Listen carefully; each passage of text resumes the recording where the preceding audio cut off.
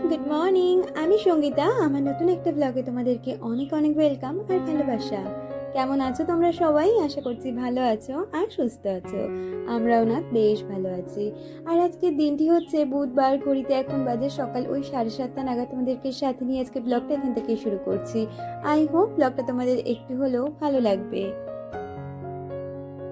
এখন তো সবারই যথারীতি গরমের ছুটি পড়ে গেছে স্কুলে, তবে আমার তো একদমই ছুটি নেই সংসারের কাজ থেকে, আর হাজব্যান্ডেরও ছুটি নেই। তো যথারীতি আজকে কিন্তু সকাল সকাল উঠে সমস্ত কাজ বাজগুলো গুছিয়ে নিয়েছি, বাসি কাজ, স্নান, পুজো সমস্তটাই। আর পুজো দিতে দিতে হাজব্যান্ড আবার চাটা করে এনেছে, আর চাটা খেয়ে দিয়ে তারপরেই ভিডিওটা স্টার্ট করছি। ওদিকে হাজব্যান্ড চলে গেছে বাজারে, আর আমি এদিকে বিছানাটাকে আগে তুলে নিয়ে আর ওই ঘরটাও পরিষ্কার করে নেব একই সাথে, তারপরে সোজা চলে যাব রান্নাঘরে।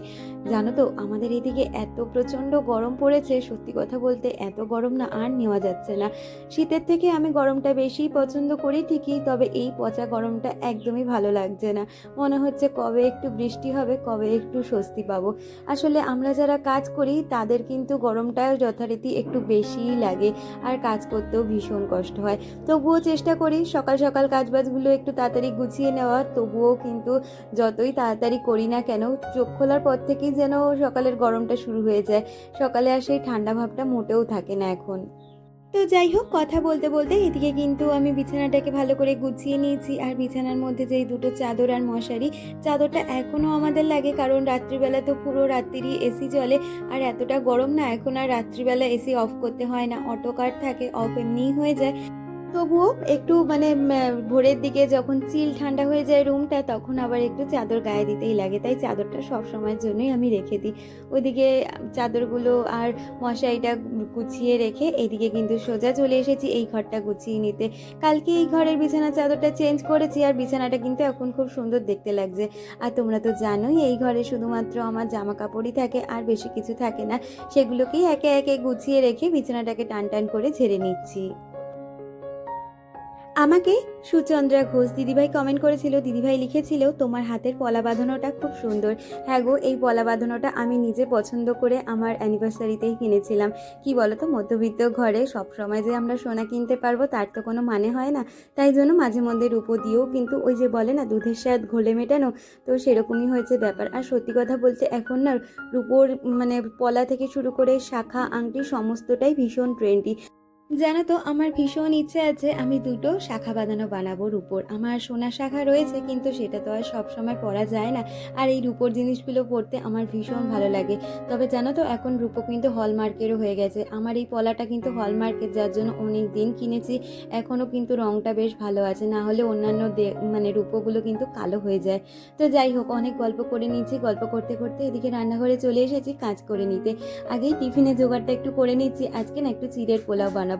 ওই যে তোমাদের আগের দিনই বলেছিলাম হাজব্যান্ড রয়েছে একটু ওয়েট লস জার্নিতে, সেই কারণে কিন্তু আজকে খুব হেলদিভাবে চিড়ের পোলাওটা বানাবো। তবে তার কোনো ভিডিও তোমাদের সাথে শেয়ার করছি না, ওটা একটা মিনি ব্লগের মাধ্যমে তোমাদের সাথে শেয়ার করে দেবো আমি কি কি রেসিপি আর কিভাবে রান্না করছি, যেটা কিনা অনেকটাই ওয়েট লস করতে আমাদের সাহায্য করে। আমাকে সুচন্দ্রা দিদিভাই কমেন্ট করেছিলে, দিদিভাই আর একটা কমেন্ট লিখেছ আমি জানো তো খুব ওয়েট গেইন করি, কারণ আমার 2024 সালে একসাথে দুটো অপারেশন হয়েছিল। তারপর থেকে এরকমই হয়ে গেছি। প্লিজ কিছু টিপস দিও যেন রোগা হতে পারি। হ্যাঁ দেখো, আমি তো প্রতিদিনই আমার ভিডিওর মধ্যে দিয়ে অল্প অল্প করে বলে দেওয়ার চেষ্টা করছি যে সকাল থেকে রাত পর্যন্ত কিভাবে তোমরা শুরু করবে আর কিভাবে খাওয়া দাওয়াটা মেনটেন করবে। তো সেরকমভাবে মেনটেন করতে থাকো। আর সব থেকে বড় কথা, যদি পারো সকালবেলাটা একটু সময় করে অন্তত 30 মিনিট একটু হাঁটাচলা করো, অথবা হাঁটাচলাও যদি করতে প্রবলেম হয়, আমি নিজে যেটা করি জুম্বা করি। জুম্বাতে অ্যাকচুয়ালি কী হয় বলো তো, একটা রিদমে গান বাজে, আর সেই গানের সাথে না নাচ করতে আমাদের ভীষণ ভালো লাগে। আর জুম্বার ডান্সগুলো এমনই ডান্স হয় যেটা কিন্তু ভীষণ এক্সারসাইজ হয়, আর খুব মানে কষ্ট তো হয় না, কিন্তু ভীষণ ঘাম হয়, আর খুব তাড়াতাড়ি ওয়েট লুজ করে। আমি এটা কিন্তু আগাগোড়াই করি, যেটা করতে কোনো রকমের কিন্তু আমার বোরিং লাগে না। অন্যান্য মানে যদি ব্যায়াম আমরা করি সেক্ষেত্রে জানো তো একটু বোরিং লেগে যায়, যেটা কিনা 3 সেট করে বলে 10 বার করে করো, ওইগুলো করতে ভীষণ বোরিং লাগে। একটা টাইমের পরে মনে হচ্ছে না আর ভালো লাগছে না। কিন্তু জুম্বাটা একদমই সেরকম নয়। মোটামুটি 10-15 মিনিটের একটা জুম্বা সং চালিয়ে নিয়ে রাজ করতে পারলেই কিন্তু অনেকটাই ওয়েট লস করা যায়। তো যাই হোক, ওইদিকে কিন্তু মাছটা আমি নুন হলুদ মাখিয়ে রেখেছিলাম। আজকে এনেছিল কাতলা মাছ, একদম পাকা কাতলা মাছটা, না দারুণ খেতে ছিল।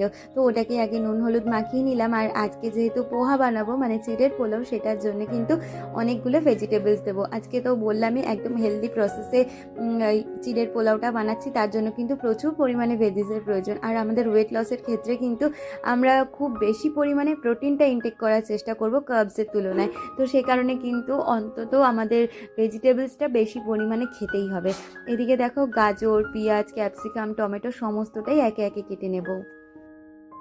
তো যাই হোক, ওইদিকে ভেজিসগুলো কিন্তু আমি কেটে রেখেছি। আর এদিকে দেখো আমার ভাতটাও কিন্তু হয়ে গেছে। আগেই না রান্নাঘরে এসে সকাল সকাল ভাতটা চাপিয়ে দেওয়ার চেষ্টা করছি। ভাতটা হয়ে গেলে একে একে তরকারি সবজিগুলো কিন্তু হয়েই যায়। তো ওইদিকে ভাতটা গড় দিয়ে নিলাম। আর আমি কিন্তু হাজব্যান্ডকে ওয়েট লস জার্নির মধ্যে ভাতটাও কিন্তু দিচ্ছি। ভাতটা কোনোভাবে আমি স্কিপ করছি না, কারণ আমাদের যেমন প্রোটিনের প্রয়োজন সেরকমভাবে কিন্তু একটা কার্বসেরও প্রয়োজন। তাই একবেলা তো ভাত খাই, ভাতটা মানে ভাতের পরিমাণটা কমিয়ে দিচ্ছি, তবে ভাতটা আমি দিই।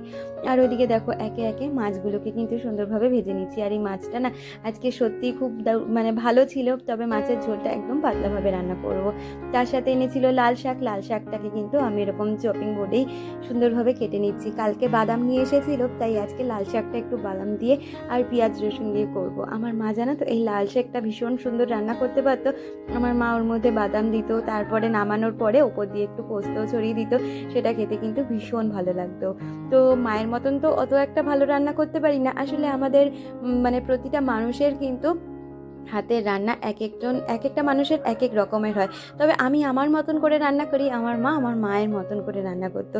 তবে সে এখন নেই, কিন্তু তার মানে স্মৃতিগুলো এখনও মনে পড়ে যায় নানা কাজের মধ্যে দিয়ে। তো ওইদিকে শাকগুলো কেটে নিয়ে মাছগুলো কিন্তু একে একে ভাজা হয়ে গেছে। তাহলে চলো এখন মাছের ঝোলটাও বসিয়ে নিই। আমাকে হাউসওয়াইফ ঝুমা চ্যানেল থেকে ঝুমা কমেন্ট করেছিলে, তুমি লিখেছিলে খুব সুন্দর লাগলো, থ্যাংক ইউ সো মাচ। আমাকে নাজিরা কমেন্ট করেছিলে রিফা অফিসিয়াল চ্যানেল থেকে। আমি জানি এটা তোমার মেয়ের অ্যাকাউন্ট, তো তুমি সেখান থেকে আমাকে কমেন্ট করেছো, লিখেছো, বিশ্বাস করো দিভাই তোমার ভিডিও না দেখলে মনটা খারাপ হয়ে যায়, কিন্তু তুমি ঘুরে তো খুব আনন্দ করেছো, সেটাই আমার জন্য অনেক। তুমি ভালো থাকলেই ভালো। তুমি তো জানোই আমার 2টা অপারেশন হয়েছে, তাই অল্প শরীর খারাপ। হেল্পিং হ্যান্ড থাকার পরেও তো সব কাজ একা হাতেই করতে হয়। এই গরমে ভালো থেকো, সুস্থ থেকো দি। Thank you so much. এইভাবেই তোমরা আমার পাশে থেকো। আর দেখো গরমটা সত্যিই সাংঘাতিক পড়েছে। আমাদের প্রতিটা মানুষের কিন্তু গরমের মধ্যে কাজ করতে ভীষণ কষ্ট হচ্ছে।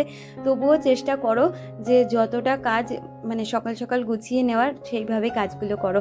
আমি তো তাই করছি এখন, যত তাড়াতাড়ি সম্ভব অন্তত 10টার মধ্যে রান্নাঘরের কাজটা মিটিয়ে নেওয়ারই চেষ্টা করছি। আর এইভাবেই যদি এই গরমটা কাটিয়ে দিতে পারি, তাহলে হয়তো আর কয়েকদিনের মধ্যে বৃষ্টিটা শুরু হলে আমরা একটু হলেও স্বস্তি পাবো। আমাদের মেয়েদের কি বলতো, সব পরিস্থিতির সাথেই মানিয়ে নিতে হয়। কি গরম কি ঠান্ডা, সকল পরিস্থিতির মধ্যে দিয়েই কিন্তু সংসারের কাজ থেকে শুরু করে সংসারের প্রতিটা মানুষকে ভালো রাখার দায়িত্বটা নিতে হয়। তাই আমাদের কষ্টটা তো অবশ্যই আছে। আমি মনে করি কি জানো তো, একটা মানুষ যখন বাইরে বেরিয়ে চাকরি করে, সেই কষ্ট বা সেই দায়িত্বর তুলনায় একটা সংসার করা অনেকটাই দায়িত্বপূর্ণ কাজ আর অনেকটাই কষ্টের কাজ। তবে কি জানো তো, সংসারটাকে যেহেতু ভালোবেসে করি, তাই কষ্টগুলোকে না একটুও কষ্ট মনে হয় না, ভালোবাসারই টানে এই কাজগুলো হয়ে যায়। তো যাই হোক, কথা বলতে বলতে ওদিকে কিন্তু আমার লাল শাকটা খুব সুন্দরভাবে রান্না হয়ে গেছে। আর এখন লাল শাকটাকে কিন্তু নাবিয়েও নিচ্ছি। আর এইদিকে রান্না করতে করতে হাতে হাতে বেশ কিছু বাসন আছে, সেগুলোকেই মেজে নিচ্ছি। ওই যে বললাম না, এখন গরমের মধ্যে কাজগুলোকে খুব তাড়াতাড়ি করে গুছিয়ে নেওয়ার চেষ্টা করছি। আর কি বলতো, আমরা যদি কাজগুলোকে আগে থেকে একটু প্ল্যানিং করে মাথাতেই সেট করে নিতে পারি, তাহলে দেখবে কাজগুলো কিন্তু সুন্দরভাবেই হয়। প্রতিটা কাজের কিন্তু পূর্ব পরিকল্পনার প্রয়োজন আছে, তাহলে কিন্তু সমস্ত কাজ, সেটা সংসারের কাজই হোক বা বাইরের কাজ, সুস্থভাবে সম্পূর্ণ করা যায়। আর এদিকে যে সকালবেলা মানে ডিম সিদ্ধ বসিয়েছিলাম কড়াইটার মধ্যে, যার জন্য কিন্তু এরকম একটা জলের আস্তরণ পড়ে গেছে। আর ওটাকেই এখন ভালো করে তুলে নিতে হবে। এমনি যখন শাকটা ভেজেছিলাম তাতে কোনো সমস্যা হয়নি, ওটা জলের দাগের জন্যই দেখতে খারাপ লাগছে। আর এরকম বাসন কালো হয়ে যাবে, নোংরা হয়ে যাবে, এই জিনিসগুলো আমি একদমই পছন্দ করি না। আমাকে লোপাস ডায়েরি থেকে দিদিভাই কমেন্ট করেছিলে, সে লিখেছিলে খুব সুন্দর লাগলো তোমার ভিডিওটা, থ্যাংক ইউ সো মাচ। আর ফিউশন অফ টুম্পা চ্যানেল থেকে টুম্পা আমাকে কমেন্ট করেছিলে, টুম্পা লিখেছিলে খুব ভালো লাগলো আর চিংড়ি ভাপাটা দারুণ হয়েছে, তুমি খুব সুন্দর করে ঘর গুছিয়ে নিলে, খুব সুন্দর, থ্যাংক ইউ সো মাচ। হ্যাঁ গো, ঘর বাড়ি আমি সব সময় পরিপাটি সুন্দরভাবে গুছিয়ে রাখতেই চেষ্টা করি। জানি গরমকালে সমস্ত কাজ খুঁটিয়ে খুঁটিয়ে করাটা খুব কষ্টকর, কিন্তু কি বলতো, আমি মনে করি আগে রান্নার কাজটা সেরে নিতে। আসলে ঘরের কাজগুলো দেখবে আমরা ফ্যান চালিয়ে ধীরে ধীরে করে নিতে পারি, কিন্তু রান্নার কাজের মানে রান্নার যেখানে আমরা রান্না করি সেখানে তো কখনোই ফ্যান ইউজ করতে পারি না। তাই রান্নাবান্নাটা যদি একটু তাড়াতাড়ি করে নিতে পারি তাহলে মনে হয় কি অনেকটা কাজই এগিয়ে গেছে। আর তোমরা তো জানোই এই গরমের কটা দিন আমি কিন্তু একদম প্রি প্ল্যানিং করে কাজগুলো করছি। সকালে উঠে বাসি কাজগুলো তাড়াতাড়ি সেরে স্নান পুজো করে আগে চাটা খেয়ে সোজা চলে আসি রান্নাঘরে। মোটামুটি রান্নাবান্না 1 ঘন্টা হাতে নিয়ে আমি সেরে নেওয়ার চেষ্টা করি। আর আমার হাজব্যান্ডও এখানে খুব হেল্প করে। প্রথম কথা, সে তো মানে কি বলবো যে আমাকে কাটাকুটির দিক থেকে অনেকটাই হেল্প করে। এছাড়াও সে কিন্তু খাওয়া দাওয়ার খুব একটা বায়না করে না, বরঞ্চ নিজেই বলে এত গরমের মধ্যে যত তাড়াতাড়ি কমের মধ্যে রান্না সেরে উঠতে পারবে তত তাড়াতাড়ি রান্নাবান্নাগুলো করে নাও। দরকার হলে ডাল আলু সিদ্ধ দিয়েই আজকে খাওয়া হবে, কিন্তু আগে তাড়াতাড়ি রান্না সারো। তো এইরকম যখন কেউ সাপোর্ট করে না, সত্যিই ভীষণ ভালো লাগে। আর মানে সে হয়তো আমাকে ফিজিক্যালি ওই কাটাকুটিটুকুই করে দেয়, তাছাড়া এই মেন্টালি যে সাপোর্টটা, এটাই কিন্তু আমাদের মেয়েদের কাছে অনেকটাই বড় পাওয়া। আমাকে লাবণী চৌধুরী কমেন্ট করেছিলে, তুমি লিখেছিলে আমার নামটা নিলে খুব ভালো লাগলো।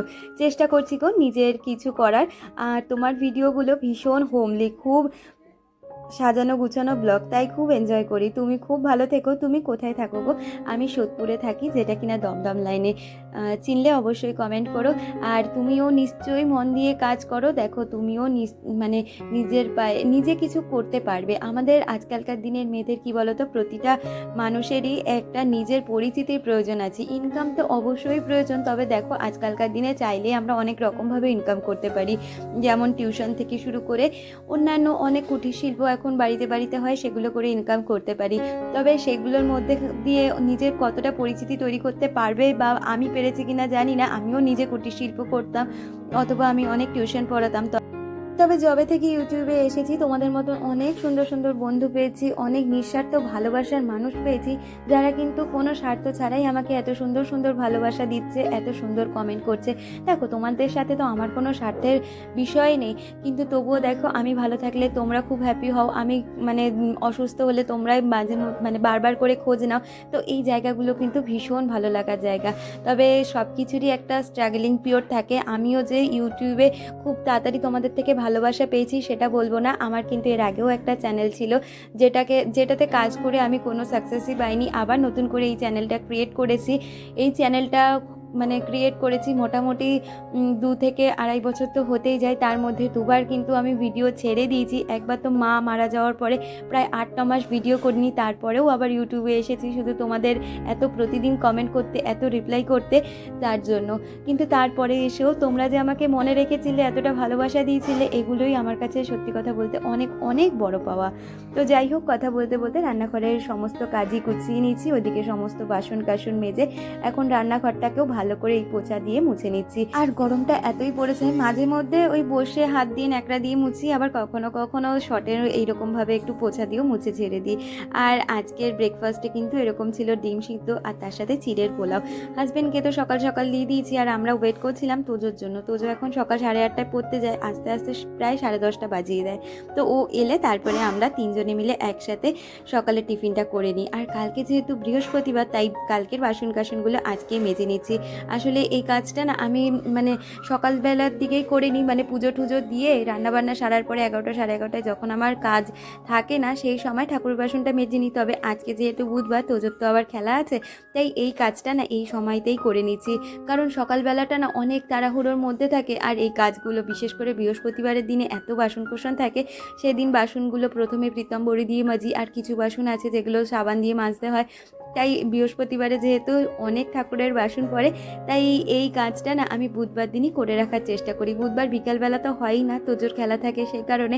তবে এইটা আমি ওই 11টা 11:30টার মধ্যে গুছিয়ে রাখি। আর কি জানো তো, আমি না নিজেও যেমন ঘরে এঁটো বাসন রাখতে পছন্দ করি না, সেরকম কিন্তু ঠাকুরেরও আমি কখনো এঁটো বাসন রাখি না। তাহলে বন্ধুরা, আজকে লাঞ্চ পর্ব দিয়ে ভিডিওটা শেষ করছি। দেখা হচ্ছে পরবর্তী ভিডিওর সাথে, ততক্ষণ তোমরা